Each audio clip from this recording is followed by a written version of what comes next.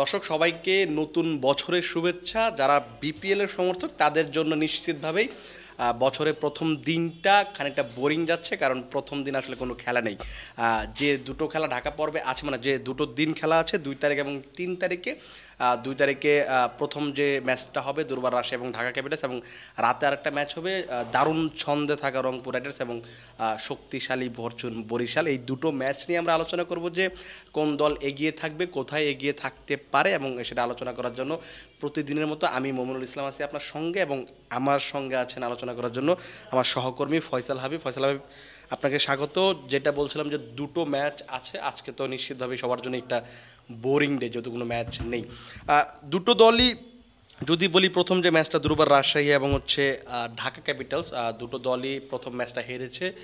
এখন দুই হারা দলের খেলা, সেখানে কাকে আপনি যদি একবারে সংক্ষেপে বলেন যে কাকে এগিয়ে রাখবেন, তারপর আমরা বিস্তারিত আলোচনাতে যাব। আসলে ঢাকা রাজশাহীর মধ্যে ঢাকাই এগিয়ে থাকবে, কিন্তু খুব বড় ব্যবধানে এগিয়ে থাকবে বলে মনে হয় না। মানে কেন ঢাকা, মানে কোন জায়গাটাতে আপনার কাছে মনে হয় যে ঢাকা এগিয়ে থাকবে? কারণ আপনি যদি প্রথম ম্যাচটা দেখেন, আপনি সেখানে হয়তো দুর্বার রাজশাহী হয়তো 197 রান তারা ডিফেন্ড করতে পারেনি, কিন্তু তারা কিন্তু 197 রান করেছিল, তাদের ব্যাটসম্যানরা রান করেছে। এদিকে ঢাকার দিকে আপনি যদি খেয়াল করে দেখেন, তারা রান কনসিড করেছে 191, কিন্তু তারা ওই সেই রানটা চেস করতে পারেন, উল্টো তারা একদম ব্যাটিং একটা ধস নেমেছিল। কোন জায়গাটাতে আপনি মানে তাদেরকে এগিয়ে রাখছেন? আসলে ঢাকার বোলিং অ্যাটাকটা বেটার দেন রাজশাহী। আপনি যদি ঢাকার পেসারদের দিকে দেখেন, মুস্তাফিজুর রহমান তো আছেই, মুকিদুল ইসলাম মুগ্ধ ভালো ফর্মে আছে। আলাউদ্দিন বাবু এনসিএল থেকে দল পাইছে, এরপরে প্রথম ম্যাচে উইকেটও নিছে, হেলসকে বোল্ড করছে। নাজমুল অপুও ভালো বোলিং করছে স্পিনার হিসেবে। রাজশাহীর বোলার কম, ফার্স্ট ম্যাচে খেলছেই মোট 3টা জেনুইন বোলার।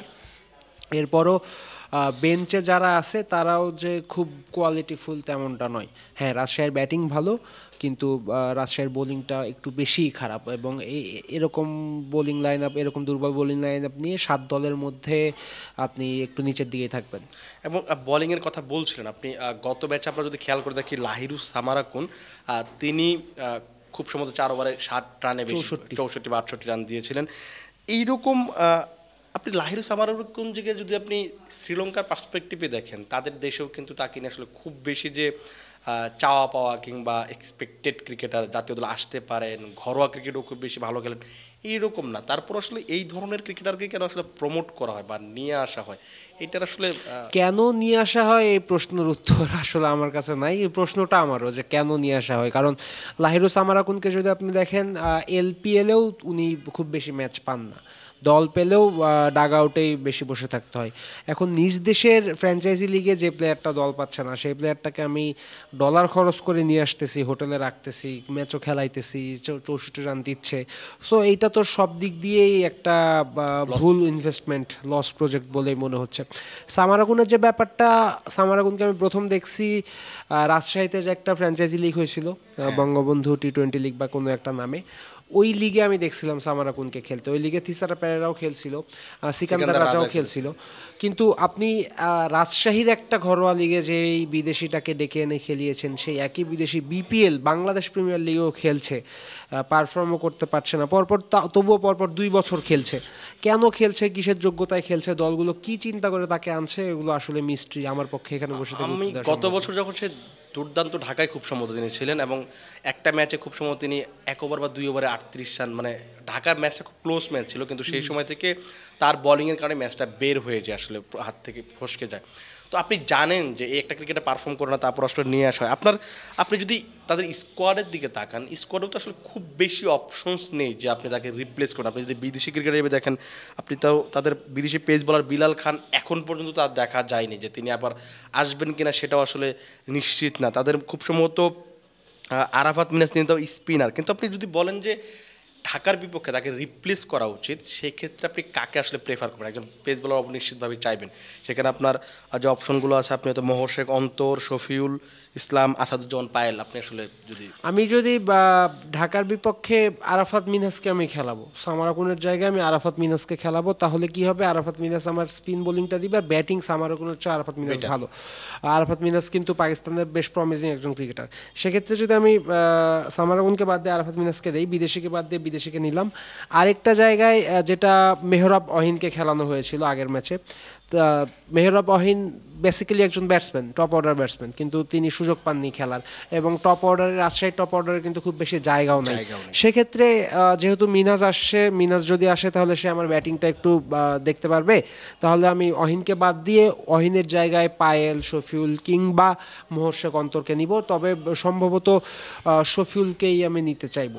অভিজ্ঞতা একটা সবচেয়ে বড় ব্যাপার থাকবে। আর একটা জিনিস হচ্ছে যে এই যে একাদশগুলো নির্বাচন করা হচ্ছে, আপনি শুরুতেই বললেন যে খুব সম্ভবত তাদের একাদশে 3 জন জেনুইন বোলার ছিল। আপনি একটা বিপিএল কেন, মানে আপনি যদি নর্মাল একটা ম্যাচও খেলতে নামেন, আপনি 20 ওভারে একটা ম্যাচ খেলবেন, সেখানে 3 জন জেনুইন বোলার মাত্র 12 ওভার বল করবে, আপনি 8 ওভার কীভাবে আসলে রায়ান বাল কিংবা অন্যান্যদের আসলে রিলাই করেন কীভাবে, মানে আপনি এই পরিকল্পনাটা আপনি কীভাবে করতে পারেন? এটাই তো বললাম, এইসব প্রশ্নের এসব আসলে মিস্ট্রি, কিভাবে কি চিন্তা করে মাত্র 3 জন বোলার নিয়ে একটা দল মাঠে নামে আমি জানি না। 3 জন বোলারের পরে এবং 5-5-এর পর 6 নম্বর বোলিং অপশনই কিন্তু ছিল না, মানে বার্ল যদি মার খেত এরপরে বার্লকেও করাইতে হইতো। সামারাকুন মার খেয়েছেন, এরপরেও সামারাকুনকে দিয়েই 4 ওভার করানো হয়েছে।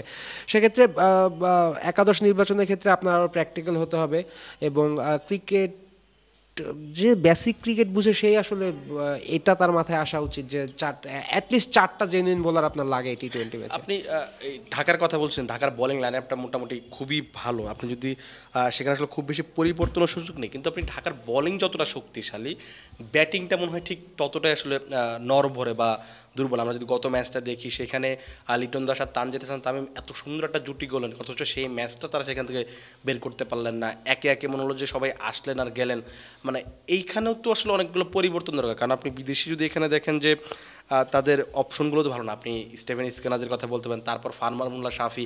আপনি ফারমানুল্লাহ শাফির মতো একজন ক্রিকেটারকে আপনি শাহাদ হোসেন দীপু, সাব্বিরের চেয়ে আপনি বেশি রিলাই করতে পারছেন। এখানে একটা ব্যাপার থাকে যে বিদেশি মানেই একটু বেশি প্রাধান্য পাই। আমি জানি না সত্যকে মিথ্যা, কিন্তু যখন আমি টিভিতে বিপিএল দেখতাম একেবারে শুরুর দিকে 12-13 দিকে, তখন দু একটা খবরের চ্যানেলে এমনও নিউজ দেখেছি যে বিদেশিদের নাকি একটা হোটেলে রাখা হতো, দেশি ক্রিকেটারদের নাকি অন্য কম দামি হোটেলে রাখা হতো।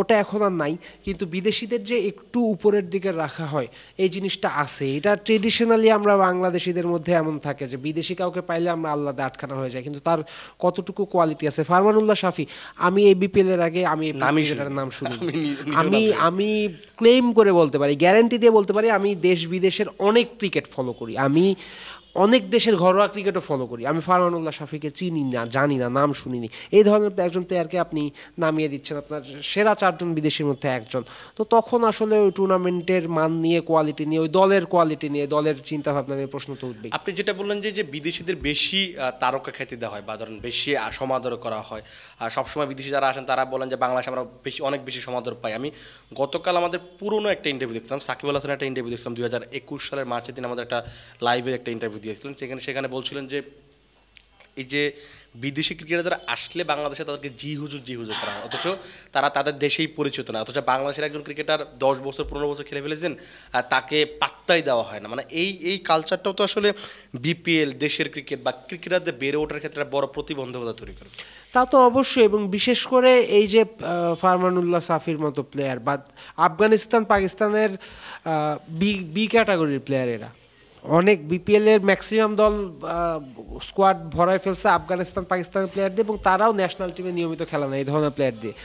ধরেন আপনি মাত্র 19 পার করে আসছেন, বা আপনি বাংলাদেশের ঘরোয়া ক্রিকেটে ভালো খেলেন, বা আপনার স্বপ্ন আপনি জাতীয় দলে যাবেন, সেই স্বপ্ন নিয়ে আপনি বিপিএল খেলতে আসছেন, আপনি দেখতেছেন যে প্লেয়ারের নাম আপনি নিজেই শুনেননি সেই প্লেয়ারকে আপনার আগে ব্যাট করতে পাঠানো হয়েছে, আপনার আগে একাদশে খেলানো হয়েছে। সেক্ষেত্রে মনে করতেই পারেন অবশ্যই, মানে যদি সাউথ আফ্রিকা, ইংল্যান্ড, অস্ট্রেলিয়া, নিউজিল্যান্ডের প্লেয়ার হতো তবুও মানতাম যে হতে পারে যে ও হয়তো বা আমার চেয়ে বড় বড় শট মারতে পারে, হয়তো বা ও টি-20-র জন্য বেশি অ্যাপ্রোপ্রিয়েট। কিন্তু ওই তো দীপু, তিনি খেলেছেন বাংলাদেশ জাতীয় দল হয়ে টেস্ট ম্যাচ খেলেছেন, তিনি তো নিজেকে একটু হীনমন্যতায় ভুগতে পারেন যে কোথাকার কোন প্লেয়ার সে বেশি সমাদর পাচ্ছে, আমার তেমন কোনো পাত্তা নাই। এই ধরনের চিন্তা প্লেয়ারদের মাথায় আসা উচিত না, কিন্তু মানুষ তো বাই ডিফল্ট এভাবেই তৈরি, সো সেক্ষেত্রে মাথায় আসবে না এটা বলা অসম্ভব। আপনি মানে ঢাকার একাদশে আসলে পরিবর্তনগুলো দেখতে চান, মানে নিশ্চিতভাবেই আমি জানি না তারা পরিবর্তন করবে কিনা, কিন্তু আপনি যদি একদম বাইরে থেকে দেখেন যে তাদের দলটা যদি আসলে জিততে চায় রাজশাহীর বিপক্ষে, সেক্ষেত্রে আসলে আপনি কোথায় পরিবর্তনগুলো দেখতে চান, কোন কোন জায়গায়? ব্যাটিং লাইন আপে আমি দীপুর একটা যদি জায়গা বের করা যায় খুবই ভালো হবে, কারণ যেটা বললেন প্রথম ম্যাচেও তামিম আর লিটনের ওপেনিং, এরপরে এসকেনাজি, হাবিবুর রহমান সোহান, থিসারা পেরেরা 6 বা 7 আসবে, ম্যাচ ফিনিশ করে দিবে, বিপিএল এর সবসময় ভালো খেলে, বাংলাদেশে ভালো খেলে, তার উপর ভরসা করা যাচ্ছে। তামিম লিটনের উপর ভরসা করা যাচ্ছে। মাঝের জায়গাটা সোহানের উপর আপনি কতটুকু ভরসা করতে পারবেন আই ডাউট। সোহান আপনাকে 10 বলে 30 রানও করে দিতে পারে, কিন্তু 10-এর পরে 11টা বল খেলবে কি খেলবে না, ম্যাচের পরিস্থিতি অনুযায়ী সে টিকে থাকতে পারবে কি পারবে না, এই প্রশ্নের উত্তর কিন্তু আমরা এখনো পাইনি। সোহান নিজেকে এখনো ওভাবে প্রমাণ করতে পারেনি। এসকেনাজি এই ধরনের কন্ডিশন তার জন্য কঠিন, রোদ উঠছে না, কুয়াশা হচ্ছে, এখানে দেখবেন কালকে আরো রান কম হতে পারে বিপিএলে, তার জন্য কঠিন। সো এমন জায়গায় যদি আপনি এমন একজন ব্যাটারকে রাখেন যিনি 120 বা 25 স্ট্রাইক রেটে 20 বলে 28 রান, 20 বলে 30 রান, 32 রান করে দিতে পারবে, এই ধরনের একজন ব্যাটার যদি থাকে, তাহলে ঢাকার এই যে টপ অর্ডারের সাথে মিডল অর্ডারের সামঞ্জস্য যে একজন করবে, মাঝখানে যে দুইটা লিঙ্ক এক করে দিবে, ব্লেন্ড করার ব্যাপারটা কিন্তু দীপু করতে পারে। দীপুর জন্য যদি একটা জায়গা বের করা যায় একাদশে, এটা ঢাকার জন্য ভালো হবে। ব্যাপারটা কি এরকম হতে পারে? আমি জাস্ট একটু ভাবছিলাম যে আপনি হাবিবুর রহমান সোহানের কথা বলছিলেন, যে এরকম কোনো ফ্রিল্যান্সেস দেওয়া যায় কি না, যে যদি বাই চান্স ওপেনিং জুড়িটা 2-3 ওভারের ভিতরে ভেঙে যায়, তাহলে সেক্ষেত্রে আপনি সোহানকে নামিয়ে দিলেন, না হলে আপনি দীপুকে দিয়ে ওই 10 ওভার 12 ওভার পর্যন্ত টেনে নিয়ে গেলেন, তার পরবর্তী সোহানকে আপনি শেষ দিকে থিসারার সঙ্গে খেলতে দিলেন। আপনার যদি মনে থাকে খুলনা টাইগার্সের হয়ে কিন্তু তাকে আমরা এই পজিশনটাতে 5 নম্বর 6 নম্বর পজিশনে কিন্তু বেশ ভালো কয়েকটা ইনিংস খেলতে দেখি। খুলনার হয়ে সোহান ওই জায়গায় খেলছে, কিন্তু আমি পার্সোনালি সোহানকে উপরের দিকে খেলানোতে বিশ্বাসী, কারণ এখনো ছোট মানুষ, গায়ের জোর আরও বাড়বে অবশ্যই, এখনই যথেষ্ট জোর আছে, বাট তার জন্য পাওয়ার প্লেটা আমার মনে হয় একটু ইজি হবে।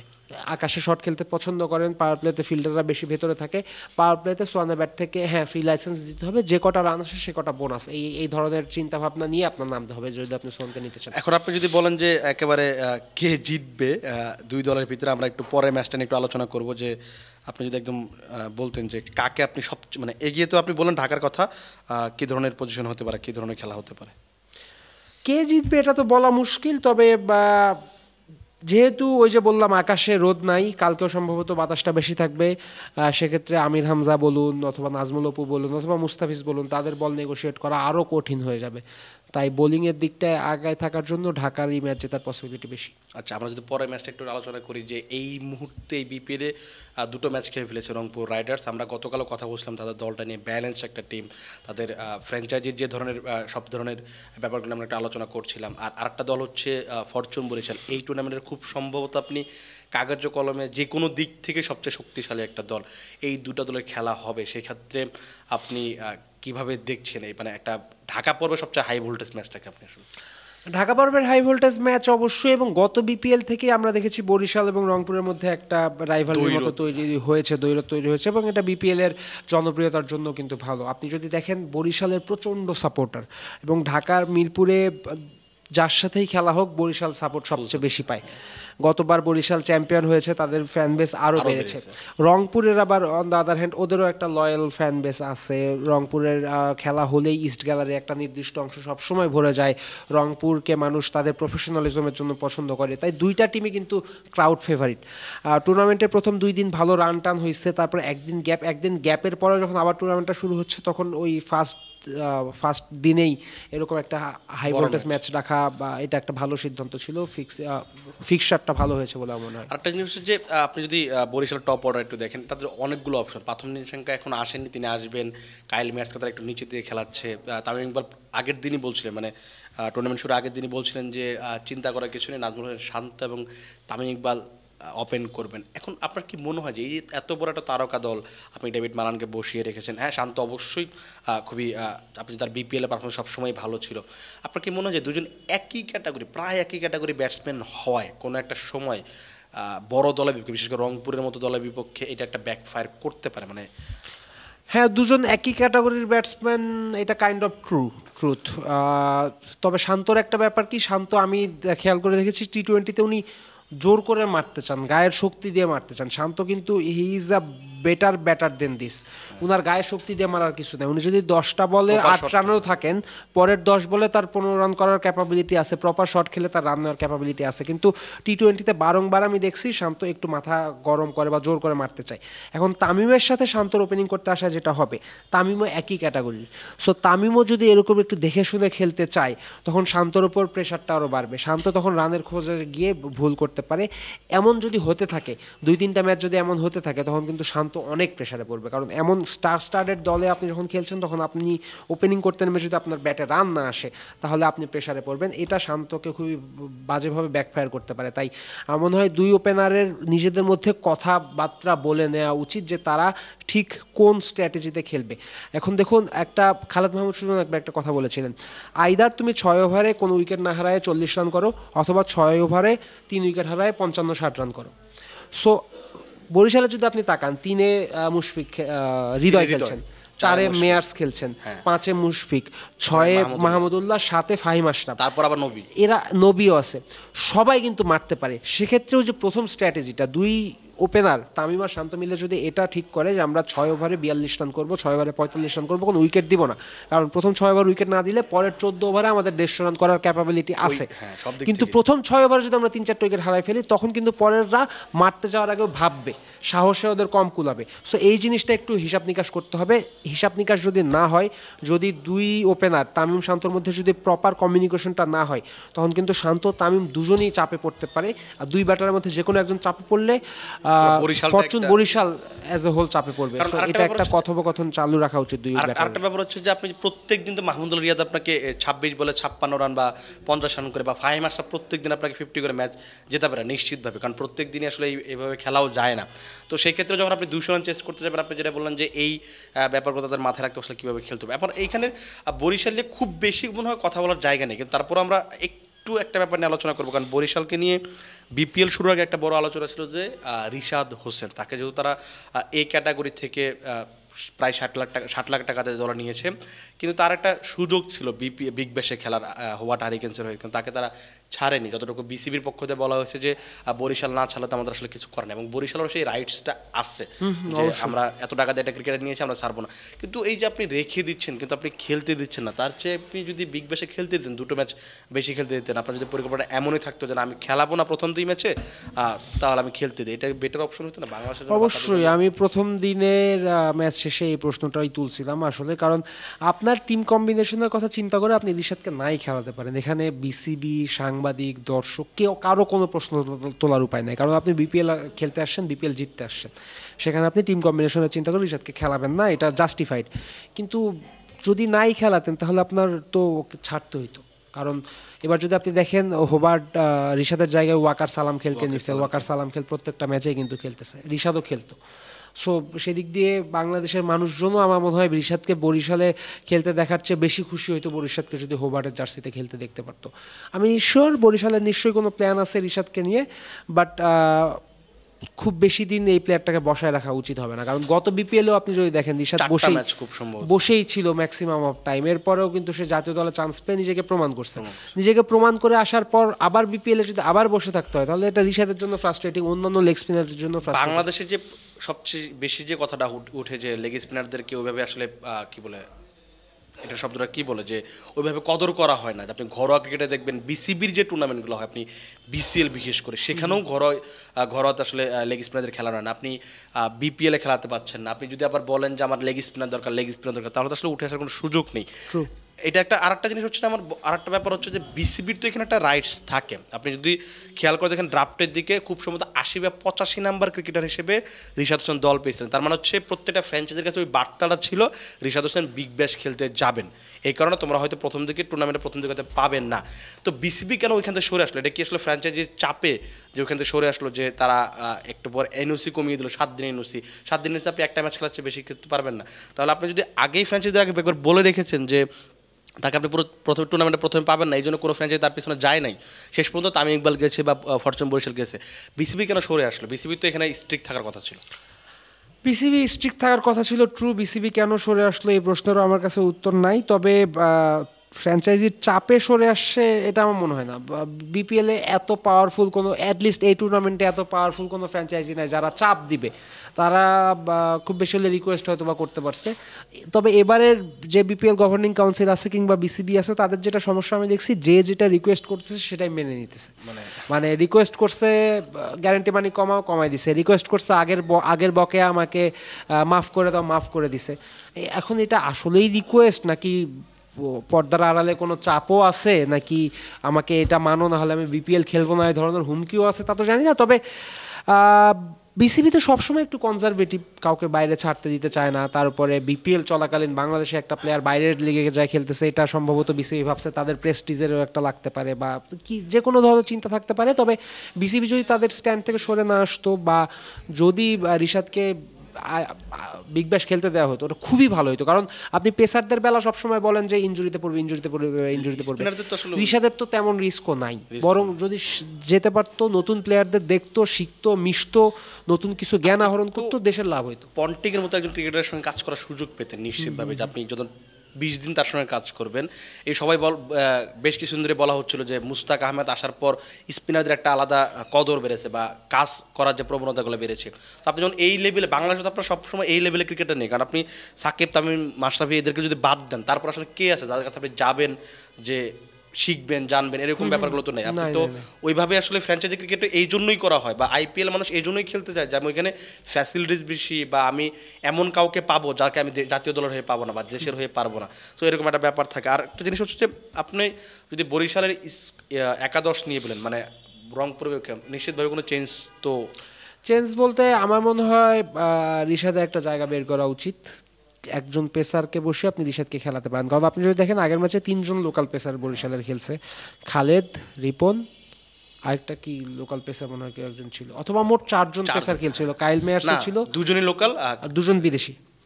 রিপন মন্ডল খেলেছেন, আরও একজন খেলেছেন, তার সঙ্গে হচ্ছে শাহিন শাহ আফ্রিদি, কাইল মেয়ার্স, ফাহিম আশরাফ। আপনার তো অপশন আছে, মোট 5 জন তাইলে কিন্তু আপনার পেসার।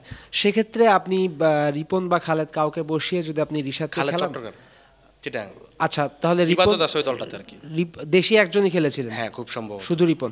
তো এরপরে তো 4 জন আপনার মধ্যে থাকতেছে, রাইট? আপনি শাহিনকে খেলাইতে পারতেছেন, শাহিন আপনার ডেথে বল করতে পারবে, ফাহিম আশরাফ ডেথে বল করতে পারবে, নতুন বলে কাইল মেয়ার্স খেলতেছে, হ্যাঁ রিপন মন্ডল শুধুমাত্র দেশি, তো নতুন বলে কাইল মেয়ার্স খেলতেছে। সেক্ষেত্রে আমার মনে হয় একজনকে কমিয়ে আপনি রিশাদকে খেলাতে পারেন, কিন্তু চান্স অনেক কম, কারণ দলটাই আসলে সবগুলা বড় বড় নাম। আপনি কাউকে যে বাদ দিবেন এটা খুব কম। বাদ দিতে গেলে একটাই নাম আসে, সেটা হলো রিপন মন্ডল। রিপন মন্ডল প্রথম ম্যাচে পারফর্মও তেমন ভালো করেনি, আর তার নামের সে ওজনটাও কিন্তু নাই। তানভীর, বরিশালের তো তানভীরও কিন্তু প্রথম ম্যাচে ভালো করেনি তেমন, না করলে কিন্তু আপনি তাকে বাদ দিতে পারেন, বাদ দেওয়া যাবে না। এবং এখানে আরো একটা যেটা ব্যাপার, আপনি যদি রিপনকে বাদ দেন তাহলে সাধারণভাবে আসবে যে রিপনকে বাদ দেন তাহলে ইবাদত কেন, আপনি যদি তানভীরকে বাদ দেন তাহলে স্বাভাবিকভাবে আসবে তাহলে তাইজুল কেন। সো রিশাদের জন্য বরিশাল দলের জায়গাটা বের করা খুব কঠিন। তবে আমার মনে হয় যেহেতু বিদেশি পেসার আছেন, শাহিন আছেন, ফাহিম আছেন, মেয়ার্স আছেন, সো সব মিলিয়ে 3 জন পেসার যদি থাকে, আপনি আবার তানভীর কি বলে স্পিনার আছেন, নবী আছেন, তার সাথে রিশাদ, আমরা ব্যাটিং অপশনটাও বাড়বে। এক্স্যাক্টলি। সো 3 জন পেসার এবং 3 জন স্পিনার নিয়ে যদি নামেন তাহলে ভালো হবে। কারণ আবারও বলছি, আমি যতদূর দেখেছি বিপিএল, যে রোদ না উঠলে, আকাশ গ্লুমি থাকলে, কুয়াশা হলে রানই হয় না। সেক্ষেত্রে স্পিনারদের বল আরো ভয়ঙ্কর হয়ে যায় ফেস করার জন্য। তাই Rishad can be a good option for Barishal. আপনি যদি রংপুরের দিকে তাকান, রংপুর কিন্তু দুটো ম্যাচেই খুব মানে একদম তারা যে ধরনের সবসময় পারফরমেন্স করে, বা গ্রুপ পর্বগুলোতে যেগুলো দুটো ম্যাচে আমরা ওই ধরনের পারফরমেন্স দেখি, তাদের বোলিং লাইনআপটা খুবই ভালো, ব্যাটসম্যানরাও টপ অর্ডার হয়তো জ্বলে উঠতে পারছে না, সেক্ষেত্রে কিন্তু তাদের মিডল অর্ডার বা লেট মিডল অর্ডার কিন্তু ওই কাজটা করেছেন, ইফতিখার, সোহান কিংবা হচ্ছে খুশদিল শাহ। এই যে আপনি যদি টপ 3 দেখেন, সেখানে সাইফ হাসান শুধুমাত্র প্রথম ম্যাচে রান করেছিলেন, যদিও 2টা ম্যাচ খেলেছেন, এখন জাজ করা খুব কঠিন আসলে।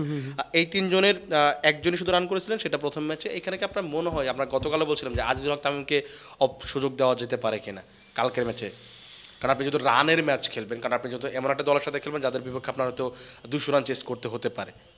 এখানেও সমস্যা ওঠে, আপনি তামিমকে বাদ দিলে, তামিমকে নিতে চাইলে বাদ দেওয়ার অপশন একটাই, সাইফ হাসান ছাড়া আপনি আসলে বাদ দেওয়ার খুব বেশি মানুষ পাবেন না। কারণ আপনি রাকিবুলকে বাদ দিবেন না, শেখ মেহেদিকে বাদ দিবেন না, নাহিদ রানাকে বাদ দিবেন না, থাকলো বাকি নুরুল হাসান সোহান, তাকেও আপনি বাদ দিবেন না।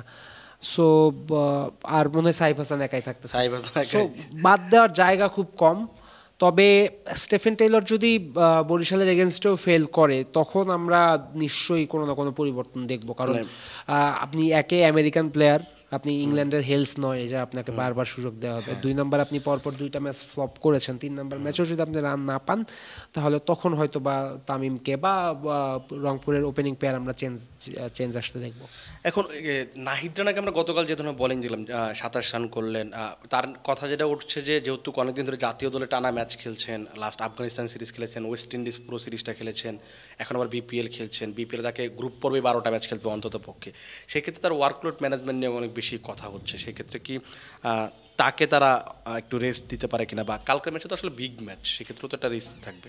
ভাই আমার কেন জানি মনে হয় বাংলাদেশে ওয়ার্কলোড ম্যানেজমেন্ট নিয়ে কথা মনে হয় অন্য সব দেশের চেয়ে বেশি হয়।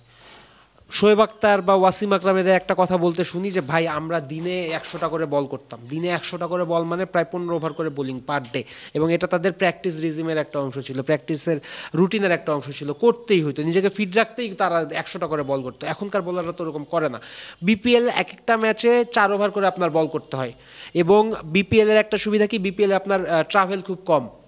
আপনি আইপিএল যদি দেখেন একদিন পর পর আপনার প্লেনে চড়ে যাইতে হয়, বা প্লেনে চড়ে এক জায়গা থেকে আরেক জায়গায় যাইতে, এটা যে পুরা প্রসেসটা খুবই হ্যাসেল প্রত্যেকটা প্লেয়ারের জন্য। ম্যাচ শেষ করে ওই দিন ভোর রাতে ব্যাগ ট্যাগ গোছায় যাইতে হয়, এটা তো বিপিএল এ নাই। আপনি পার ডে 4 ওভার করে আপনার বল করতে হইতেছে, সেখানে আপনি 12টা ম্যাচ 20 দিন 25 দিন বা 30 দিনে 12টা ম্যাচ আপনি কেন খেলতে পারবেন না? আমার মনে হয় খেলানো উচিত, খেলুক। তার এখনো মানে ওয়ার্কলোড ম্যানেজমেন্টের কথা অবশ্যই মাথায় রাখতে হবে, কিন্তু ওয়ার্কলোড ম্যানেজমেন্টের উপর মানে যে ইয়েটা বেশি আমরা কি করে থাকি, ভরসা করে থাকি, বা ওয়ার্কলোড ম্যানেজমেন্টের উপর যে আমাদের ভরসা, আসল ওয়ার্ড না, ওয়ার্ডটা মাথায় আসতেছে না, ওটার উপর যে আমরা নির্ভরশীল, ওটার উপর নির্ভরশীল না হয় কিভাবে প্লেয়াররা পেসাররা ইনজুরিতে পড়বে না, প্রিভেনশন আমরা কিভাবে করতে পারবো, ওটার উপর আরো বেশি মনোযোগ দেওয়া উচিত। আমার মনে হয় পার ডে 4 ওভার করে বোলিং করা খুব বেশি কিছু নয় একজন পেসারের জন্য, তাকে রেস্ট খেলা উচিত। আপনি খেলার কথা বলছেন, আমি বলছি না যে মানে রেস্টের ব্যাপার, কিন্তু রংপুরের এই যে ব্যালেন্স টিম নিয়ে কথা বলা হয়, যে তাদের যদি আপনি নাহিদকে রেস্টও দেন সেক্ষেত্রে তাদের কিন্তু খুব ভালো একটা অপশন আছে, রেজাউর রহমান রাজা, এটা কিন্তু তাদের জন্য। আবার এরপর আবার সৌরভ নেত্রা ভালকার আসবেন কয়েকদিন পর। দেশি 4 জন পেসার আছে রংপুরের, এটা কিন্তু একটা বড় ব্যাপার। রাব্বি আছে, সাইফুদ্দিন আছে, নাহিদ রানা আছে, রেজাউর রহমান রাজা আছে, মানে খুব ভালো 4 জনই বাংলাদেশ ন্যাশনাল টিমে স্কোয়াডে ডাক পাইছে কখনো না কখনো, তো এটা ভালো। এবং কামরুল ইসলাম রাব্বি কিন্তু ঘরোয়াতে ভালো পারফর্মার, টি-20তে তিনি বরাবরই ভালো করেন। সো রংপুরের বোলিং লাইন আপ বেশ ভালো। বরিশাল এবং রংপুর যদি আপনি দেখেন কারা পার্থক্যটা গড়ে দিবে, আপনি যদি, যেহেতু দুইটা দলই মোটামুটি বড় মানের দল, একটা তো খুব বেশি বড়, সেখানে বেশ বড় বড় তারকা আছে, দুটো দলে বড় তারকা আছে, আপনার কাছে কি মনে হয় যে কারা কালকে ম্যাচটা ডিফাইন করতে পারে? শেখ মেহেদী হাসান, কারণ আপনি যদি বরিশালের দিকে তাকান, প্রথম 4 জনের মধ্যে 3 জন লেফটি, তামিম, শান্ত, মায়ার্স। রাইটিদের এগেনস্টেও শেখ মেহেদী ভালো, নতুন বলে তিনি দুর্দান্ত বোলিং করেন। শেখ মেহেদী যদি ফার্স্ট স্পেলে এসে 2টা উইকেট বের করে ফেলতে পারে, বরিশাল কিন্তু শুরুর দিকে ব্যাকফুটে চলে যাবে। Sheikh Mehedi can be one of the main characters in this match. আর রংপুর থেকে নুরুল হাসান সোহান আর নাহিদ রানা, এই দুজনও ভালো প্রভাব ফেলতে পারে এই ম্যাচের উপর, কারণ সোহানকে যদি আপনি দেখেন 2 ম্যাচেই দারুণ ব্যাটিং করেছেন। সোহানের ব্যাটেই এক্স্যাক্টলি, সোহানের ব্যাটেই রংপুর যে বুস্ট পাওয়া, গিয়ার শিফট করা, এটা সোহানের ব্যাটে হয়েছে। আর Nahid Rana pace is pace, তো যা আপনার কাছে যখন শিয়ার পেস আছে, র পেস আছে, তখন আপনি সেটা লাইন লেন্থটাও ভালো। এক্স্যাক্টলি, তো 20 ওভারের মধ্যে যে কোনো ম্যাচের যে কোনো সময়, ইনিংসের যে কোনো সময় আপনি রানাকে আনতে পারেন। রানাকে আনলেই ওই ওভারের 6টা বলেই আপনি যখন ক্যাপ্টেন, আপনি রানাকে এনেছেন, 6টা বলে আপনার মনের মধ্যে একটা আশা থাকবে, এই বলে কিছু একটা হতে পারে, এই বলে কিছু একটা হতে পারে। সো এই 3 জন রংপুরের বিগেস্ট ক্যারেক্টার হতে পারে। 3 জনই যদিও দেশি ক্রিকেটার বললাম, অ্যালেক্স হেলসের দিকেও তাকায় থাকতে হবে, পরপর 2টা ম্যাচ ফ্লপ করছে, হেলসও জ্বলে ওঠার একটা চান্স আছে। বরিশালের দিকে যদি তাকাই, কাইল মেয়ার্স, উনি বড় একজন ক্যারেক্টার হবেন, কারণ নতুন বলে মেয়ার্স বিপিএল এ প্রচন্ড সফল, লাস্ট 2টা মৌসুমে, গত মৌসুমেও তিনি নতুন বল হাতে নিয়েছেন, 6 ম্যাচে 9 উইকেট নিয়েছেন, এই ম্যাচেও প্রথম ম্যাচে, এবারও প্রথম ম্যাচে উইকেট পেয়েছেন। সো এবং মেয়ার্সকে আমার মনে হয়েছে বিপিএল এ তিনি অল্প সময়ের জন্য খেললেও যতটুকু খেলেন এনজয় করে খেলেন, ইম্প্যাক্ট তার থাকে অবশ্যই, এনজয়টা করেন। সো যে প্লেয়ারটা এনজয় করতেছে সেই প্লেয়ারের ডেডিকেশন লেভেল বেশি থাকবে। Meyers can be a character. Towhid Hridoy, তিনি নম্বর 3-এ তাকে এরকম একটা স্টারের দলে তাকে 3-এ খেলানো হচ্ছে, মানে এটা দল তার তার জন্য উপর একটা বিশাল বড় ভরসা আর একটা জায়গা। এই জায়গাটা তিনি ফার্স্ট ম্যাচে ভালোই করেছেন, জায়গাটাতে তার ফুলফিল করতে হবে। 3 নম্বরে ফাহিম আশরাফ একটু বড় ভূমিকা রাখতে পারে, কারণ ফাহিম আশরাফ বা নবী, কারণ ওই শেষের দিকে বরিশালই একমাত্র টিম যারা লোয়ার মিডল অর্ডারে এত বিদেশি হার্ড হিটার ব্যাটার রাখতে পারছে। এবং আইপিএলে যদি আপনি দেখেন প্রত্যেকটা দলে এই জায়গায় একজন করে বিদেশি থাকে, এবং বরিশালের এই জায়গায় 2 জন বিদেশি আছে। এরা কি করতে পারে, লাস্ট 3 ওভারে 40-এর উপর রান থাকলে করে ফেলতে পারে, 5 ওভারে 60-এর উপর রান থাকলে করে ফেলতে পারে। সো বা নবী কিংবা ফাহিম আশরাফ এরা বড় ক্যারেক্টার হইতে পারে। এটা যে কিভাবে করতে পারে, এটা হচ্ছে 200 রান আপনি 197 চেস করেছেন, কিন্তু আপনার নবীকে ব্যাটিংয়ে নামাইতে হয়নি। কারণ শাহিন শাহ আফ্রিদির মতো ক্রিকেটার আপনাকে 27-28 রানে একটা ইনিংস খেলে দিয়েছেন। আমরা দেখা যাক আসলে কালকে ম্যাচটা কেমন হয়, তারপর তো আমরা অবশ্যই সেই ম্যাচটা নিয়ে আলোচনা করবো। ফয়সাল হাবিব, আপনাকে ধন্যবাদ। দর্শক আপনারাও নিশ্চিতভাবে আমাদের সঙ্গে থাকবেন। আগামীকাল 2টো ম্যাচ আছে, দুর্বার রাজশাহী এবং ঢাকা ক্যাপিটালসের প্রথম ম্যাচ, এবং রাতে যে ম্যাচটা হবে ফরচুন বরিশাল এবং রংপুর রাইডার্স। 2টো ম্যাচ নিয়ে আমরা ম্যাচ শেষে কথা বলবো। আপাতত আপনারা ভালো থাকুন, সুস্থ থাকুন এবং ক্রিক ফ্রেঞ্জির সঙ্গে থাকুন।